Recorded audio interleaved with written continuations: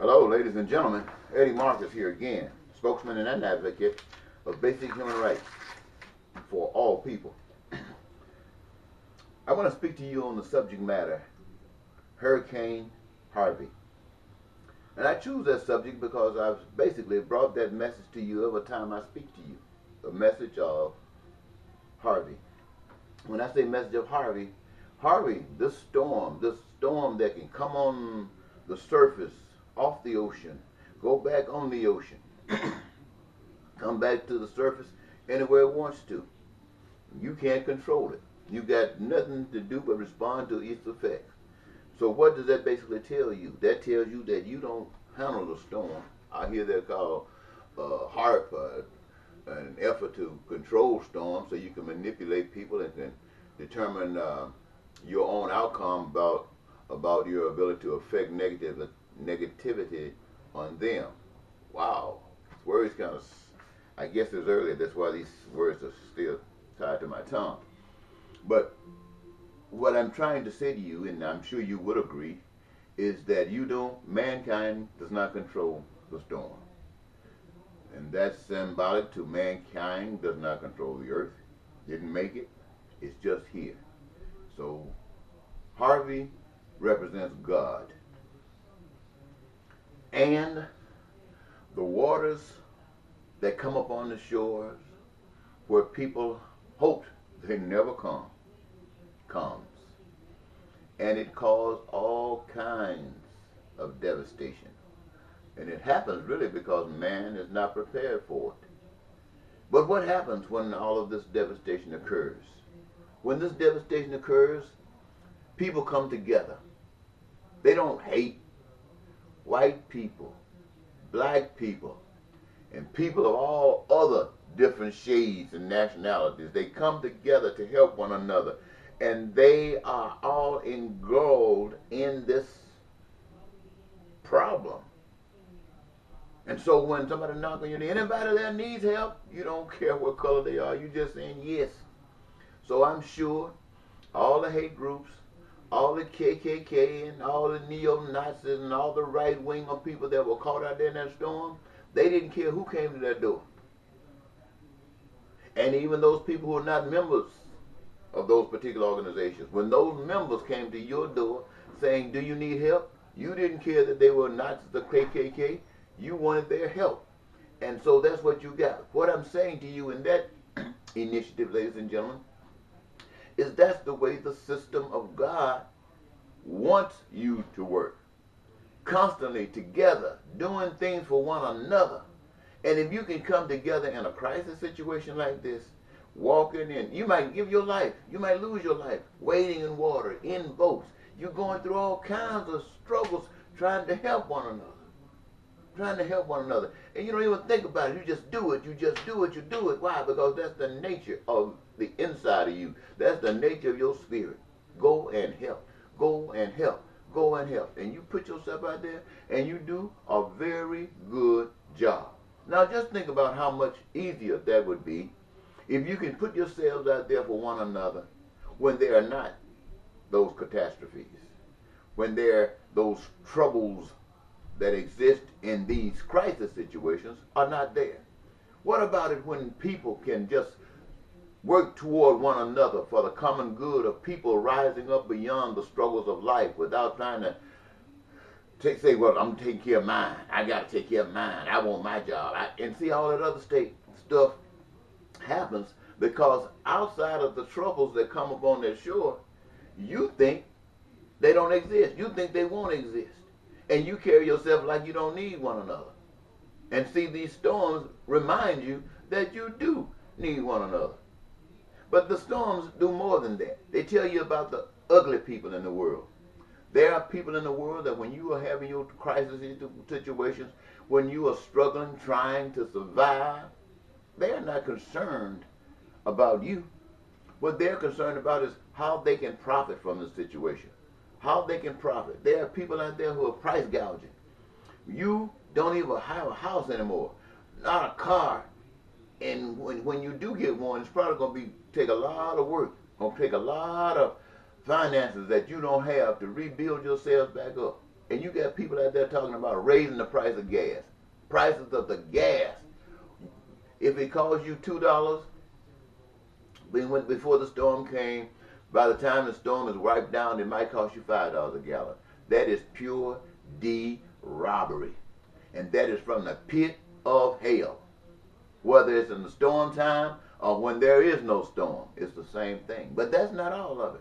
There are other people out there, poor people, who didn't get actually caught up in the storm, or who did, but perhaps not as bad as others, and they are missing so many things out of life that the system did not allow them to conjugate while the things were going smoother. And so now they want to take advantage of this situation, even though it hurts others. And that's going and stealing, and that's what happens when you're poor. That's what happens. You have crime and violence when you're poor. This storm points out all of those kinds of situations in the life that we have to live every day.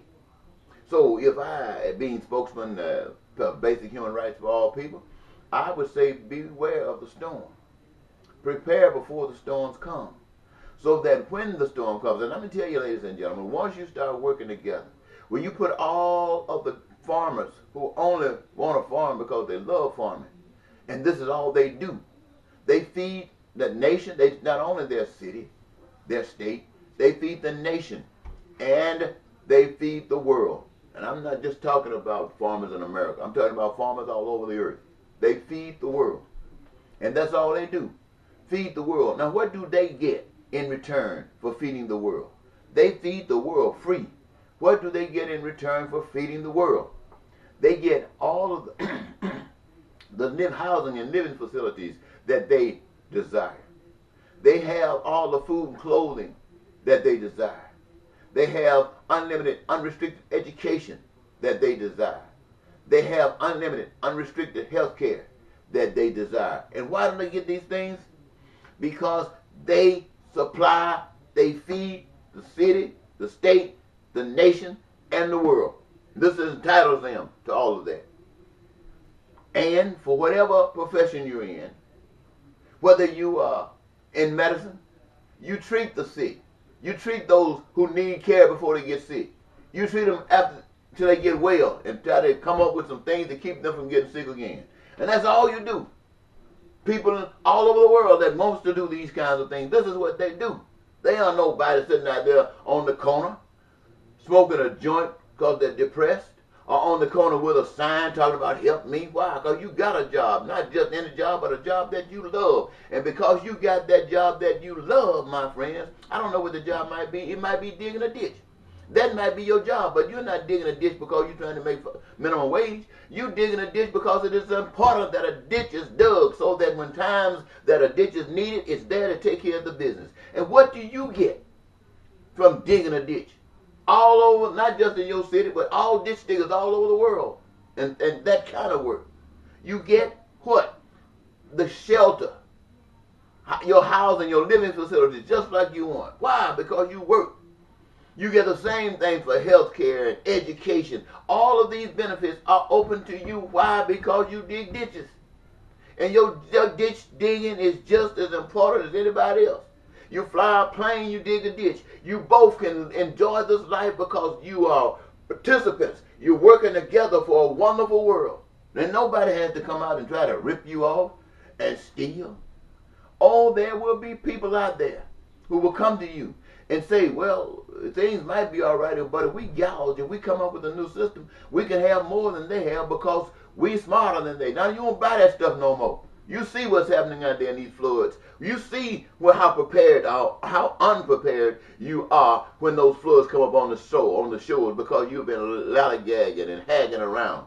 Oh, yeah, you come out of them shells there and help one another, but here again, it's not necessarily coming out of the shell helping one another when the storms come. It's coming out of the shells helping one another so you'll be prepared whenever and whatever storm might come. I'm trying to tell you, it's a wonderful thing to me. Real wonderful, and I love being able to tell you this. So what we have out of the storm, Harvey, we see God at work. God doing things that mankind can't do. Then you see love at work. People coming out of their shells, going, putting their lives on the line, trying to help one another. That's love, ladies and gentlemen. Price gouging and stealing is hate. Price gouging and stealing is hate. So how do you keep people from price gouging, stealing, stuff like that? You create a system that you don't need to do that.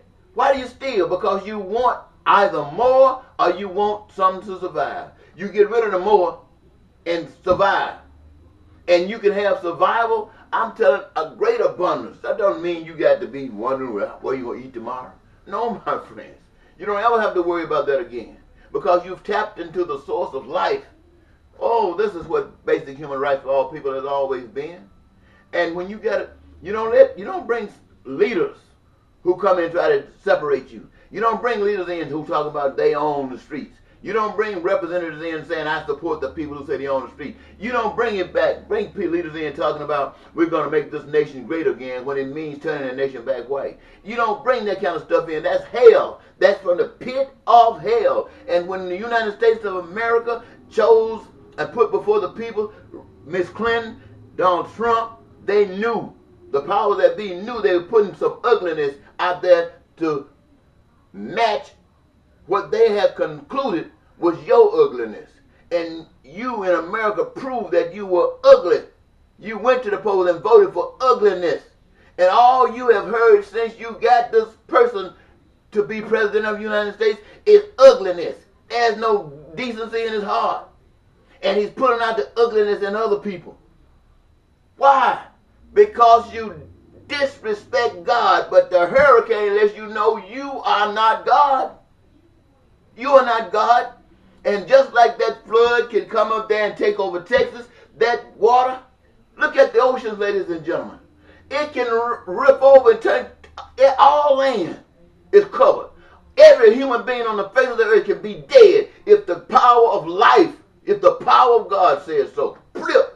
And how many of you would be survived? I guarantee you the Nazis would die. I guarantee you the Ku Klux Klan would die. I guarantee the Black Panthers would die. I guarantee you Black Lives Matter would die. I guarantee you everybody would die. And I guarantee you one thing. If you had 1 second to help yourself, you come out of those shells and you do everything you can. Klans, Nazis, Panthers, everybody would come together and give a helping hand trying to survive. So why do that when the storm comes? Do it before the storm comes, and perhaps the storm will go around you. I have known storms to come down through a community, skip houses, and get the others. So I'm saying to you, ladies and gentlemen, do more, learn more from the storm than price gouging and stealing. Because the choice of life or death is yours. Thank you very much. Bye-bye.